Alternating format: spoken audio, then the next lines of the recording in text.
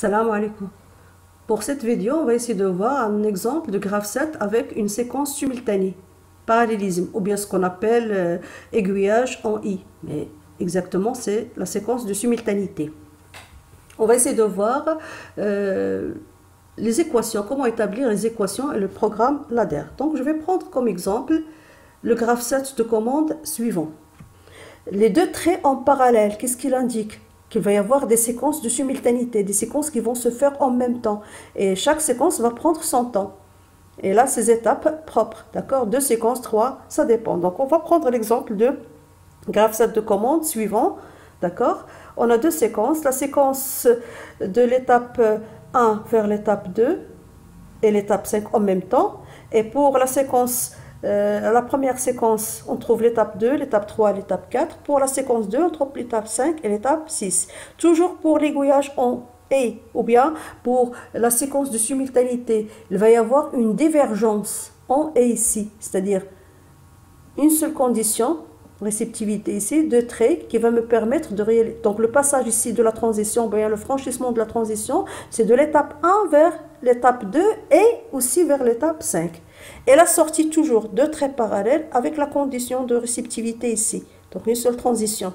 Lorsqu'on va sortir de la séquence de simultanéité ici, de l'étape 4 et aussi de l'étape 6 vers l'étape 7. On verra comment établir les équations par la suite. Bon, les affectations, le schéma d'affectation des sorties et les entrées de l'automate programmable industriel. Donc on va utiliser le même type d'automate puisqu'on a l'automate Zelio dans notre cours, notre programme plutôt. Donc là, mais on peut utiliser d'autres automates. Donc ici pour l'automate Zelio, on ne va pas utiliser tableau, je vais utiliser le schéma d'affectation. C'est possible aussi. Donc le schéma d'affectation, je représente un rectangle qui va représenter l'automate programmable, l'API, les variables d'entrée de l'automate et les variables de sortie de l'automate. De l'extérieur, je dois brancher les entrées de notre système vers les entrées de l'automate programmable et les sorties de notre système avec les sorties de l'automate programmable. Donc, comment je peux détecter les entrées et les sorties? Les entrées, ce ne sont que les conditions ici, d'accord? Les transitions, les réceptivités, les entrées de notre système. Bien sûr, on parle d'entrée de la partie commande. Et les sorties, ce sont les ordres qu'on va envoyer vers les préactionneurs. Ce sont les actions ici. Les actions, ça va réaliser les sorties de notre partie commande. Voilà, donc ici, 14M1 affecté à Q1, 12M1 Q2, ici, 12M1 sera affecté à Q2, KM affecté à Q3, 14M2 affecté à 14M2 ici, c'est une sortie, affecté à Q4, 12M2 affecté à Q5. Pour les entrées, DC affecté à l'entrée E1, L20 affecté à IB, L10 affecté à I5, L11 affecté à I4, le E1 affecté à I3, le E0 affecté à I2 et le DCY, c'est ce qu'on a déjà vu, affecté à I1. Compléter le graphe 7 de commande codé API. Donc à partir du graphe 7 de commande, on peut passer directement vers le graphe 7 codé API. Bien sûr, à ne pas oublier les petites consignes. Chaque étape I sera matérialisée par une case mémoire MI de l'API. Voilà donc le graphe 7 à compléter, même type de graphe 7, même étape, mais on va uniquement changer les entrées et les sorties. Bien sûr, on travaille ici maintenant de point de vue automate, comme si on se place à l'intérieur de l'automate et on va voir uniquement les I, d'accord? Et de la sortie, on va uniquement voir les Q. Donc, je place toujours les étapes. Donc, chaque étape I sera représentée par l'étape MI. Ça, c'est pour l'automate Zelio. Toujours les variables internes, on les appelle les étapes MI. M1, M2, M3, M5, M6, M7. Après, qu'est-ce qu'on va faire? Je vais reprendre le même travail ici. DCY, L20, L10, je cherche. D'accord? Ça va être le I1. D'accord? Le I1, IB, I5. Pour 14M1, c'est le Q1. Pour KM, c'est Q3. Pour le I, L11, c'est I4. Pour le E1, c'est I3. Pour 12M1, c'est Q5. Et je continue ainsi. D'accord? KM, ce n'est que 3 toujours. Et le 14M2, c'est le Q5. Par la suite, je peux remarquer ici que on a 12M2. Avant le 12M2, le L10. Le I, L21E0. D'accord? E6, I2. Et Q5, c'est-à-dire le 12M2. Et après, le L20. Le L20, ce n'est que le IB. Voilà, et on a terminé. Vous pouvez remarquer, donc je peux vous donner une question. Quelle est la séquence la plus rapide pour ces deux séquences de simultanéité? Quelle est la séquence la plus rapide? Donc la séquence la plus rapide, donc il faut attendre, s'il y a une séquence plus rapide que l'autre, il faut attendre que les séquences terminent leur fonctionnement avant de franchir la transition L21E0, c'est-à-dire cette transition, avant de franchir cette transition. Donc d'après le graphe 7, je peux déduire quelle est la séquence la plus rapide. La séquence la plus rapide, ça va être cette séquence, la séquence de 2, 3, 4. Pourquoi? Parce que vous remarquez ici à la fin, on a donné une étape où on n'applique rien. Où on ne réalise rien, pas d'action. Donc je peux appeler cette étape synchronisation. Étape synchronisation, étape de repos, étape attente. Qu'est-ce qu'on attend? On attend que la séquence 5-6 termine leurs actions. Voilà, d'ici, à vue, je peux remarquer quelle est la séquence la plus rapide. Et on peut ajouter d'autres séquences de synchronisation selon les séquences qu'on va utiliser. Voilà, donc je continue maintenant. Compléter le tableau d'activation, désactivation des étapes et le tableau des sorties. De la même manière, on va déduire les équations de chaque étape. Chaque étape dans un graphe 7, c'est une bascule bistable. Ça veut dire à effet mémoire. Elle est toujours, il y a deux commandes, la commande de l'activation et la commande de la désactivation de l'étape. Donc ici, on utilise les consignes toujours. L'étape I est activée par l'étape I moins A, c'est-à-dire l'étape précédente, et la réceptivité entre les deux étapes, c'est-à-dire la réceptivité et la condition de la transition qui se trouve entre l'étape I et l'étape I moins A. L'étape I est désactivée toujours par l'étape suivante. S'il y a plusieurs étapes, ça va être les plusieurs étapes. Le démarrage du graphe 7 sera réalisé par l'entrée IC de l'API. Donc, dans notre cas, on a demandé que le démarrage de l'étape I sera réalisé par l'étape IC. Sinon, on va prendre M2, M bar, M3 bar, M4 bar, M5 bar, M6 bar, M7 bar. Voilà, donc ici pour l'activation de M1, soit c'est le démarrage, soit que c'est l'activation réalisée par le graphe 7. Donc pour le graphe 7, l'étape précédente de l'étape M1, ce n'est que le M7IB. M7IB plus le démarrage. Le O, c'est plus le démarrage. La désactivation de cette étape, vous faites attention ici, on a les deux traits en parallèle. Les deux traits en parallèle, ça veut dire que la transition, lorsqu'on va franchir ces transitions, les étapes 2 et l'étape 5 seront actives en même temps. Donc, pour l'étape M1, quand est-ce qu'elle sera désactivée? Elle sera désactivée lorsque les deux étapes sont actionnées. Donc, qu'est-ce qu'on va mettre ici? On ne va pas mettre M2 plus M5, mais ça va être M2 et nécessaire M5. Voilà, donc ça donne le produit M2 et M5. Maintenant, pour le M2, l'activation de M2. M2 sera activé par l'étape précédente et la réceptivité M1, I1, IB et 5. D'accord?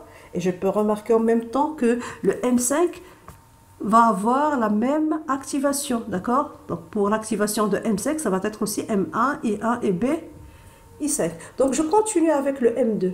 La désactivation, c'est l'étape suivante, M3. M3, l'activation, c'est M2, I4. La désactivation, c'est le M4. Je passe vers l'étape 4. L'activation, c'est M3, I5. Et la désactivation, c'est l'étape suivante, c'est-à-dire le M7. Maintenant, on va essayer de voir l'étape 5. Pour l'étape 5, qu'est-ce qu'on a dit? Même activation que le M2. Donc, ça va être M1, IB, I1, I5. M1, I1, IB, I5. La désactivation, c'est l'étape suivante. Dans sa séquence, c'est M6. M6 maintenant, l'activation M5 et 3. Et la désactivation, c'est l'étape suivante, c'est le M7. Et vous pouvez remarquer de la même manière que la désactivation de M4 et la désactivation de M6, ce n'est que le M7. Même désactivation, puisqu'on a ici les deux traits en parallèle. Voilà, l'étape 7 maintenant. Vous faites attention pour l'étape 7. Quand est-ce qu'il sera activé l'étape 7? La transition ici, il y a deux chemins. La transition, c'est le passage de l'étape M4 vers M7 et aussi c'est le passage de M6 vers l'étape 7. Les deux traits, ça indique et. Donc, qu'est-ce qu'on va trouver comme équation d'activation? M7 sera activé lorsque M4 et M6 sont actives et aussi la condition I6, I2. Donc, c'est le produit. M4, M6, I6, I2. Et la désactivation ici, ce n'est que l'étape M1. Et c'est terminé pour les étapes. Traitement séquentiel. On passe maintenant vers le traitement postérieur. Les sorties 14M1, 12M1, KM, 14M2, 12M2. Déjà, vous pouvez revoir le tableau pour détecter les sorties, les affectations. Donc 14M1, c'est la sortie Q1. Et Q1, où se trouve le Q1? Le Q1 sera activé, sera validé lorsque l'étape M2 est active. Donc, on va écrire Q1 égale à M2, c'est-à-dire 14M1 égale à M2. 12M1. 12M1, ce n'est que la sortie Q2. D'accord? Le Q2, je cherche. Le Q2, elle est activée uniquement par l'étape M3. KM, c'est Q1. D'accord? KM, c'est Q3. Le Q3, je cherche où se trouve le Q3. Elle est activée par l'étape M5 ou bien par l'étape M6. Donc, soit par 5, soit par 6. Donc, c'est la somme. Q3 sera égal à M5 ou bien plus M6. 14M2, ce n'est que la sortie Q4. Q4 est activée par l'étape M6. Et la dernière sortie 12M2, ce n'est que la sortie Q5. Et Q5, il est activé par l'étape M7. Ça y est, c'est terminé maintenant. On a les équations de traitement séquentiel, traitement postérieur. Je passe directement vers le traçage du programme LADER. Vous utilisez les contacts, la représentation, bien le symbole proposé. Et j'essaie de traduire les équations. Toujours le même principe. Le produit sera réalisé par la représentation des contacts en série, c'est-à-dire le courant va passer à travers les contacts pour que le courant passe. Et la somme sera représentée par des contacts en parallèle. C'est-à-dire on a un choix, soit que le courant va passer par le premier chemin, ou bien deuxième chemin, ou bien troisième chemin. Ça dépend selon l'équation. Donc ici, je remarque que j'ai un produit avec la somme. Donc ça va être M7 et IB en série.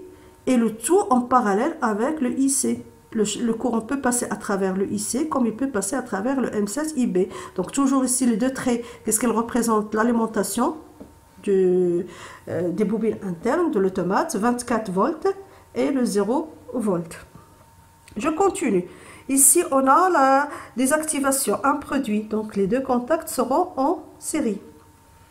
On a réalisé l'étape 1 et je continue pour l'étape 2. Les 4 contacts en série, M1, I1, IB, I5, la désactivation avec le M3. Maintenant, pour le M3 en série, M2, I4, la désactivation M4. Pour l'étape 4, M3, I5 et la désactivation M7. Pour l'étape M5, M5 ici. L'étape M5, donc M5 c'est pareil comme M2, les 4 contacts en série, d'accord? La désactivation c'est le M7. La désactivation de l'étape 5, l'étape 5 c'est M6 ici, c'est le M6. Pour l'étape 6 maintenant, l'activation c'est M5 et 3 et la désactivation c'est le M7. Pour l'étape 7, l'activation 4 contacts en série, M4, M6, I2, I6 et la désactivation c'est le M1. Et c'est terminé pour le traitement séquentiel. Il reste maintenant le traitement postérieur, c'est-à-dire les sorties. Il faut définir maintenant les sorties. Donc déjà ici, j'ai le tableau des affectations qui va me permettre de donner les différentes affectations. J'ai le tableau des équations qu'on a déjà établies. Et je peux représenter les sorties 14M1, 12M1, KM, 14M2, 12M2. Les affectations, qu'est-ce qu'on a utilisé? Les sorties ici de l'automate programmable, Q1, Q2, Q3, Q4 et Q5. Les équations maintenant, les équations qu'on a établies ici. Q1 sera activé par l'étape M2, Q2, M3. Ici, deux contacts en parallèle puisqu'on a la somme. M5 plus M6, M6 et M7. Et c'est terminé. Donc toujours, vous allez retrouver les fichiers PDF, documents élèves et documents prof. Je vous souhaite toujours bonne chance et salam alaikum.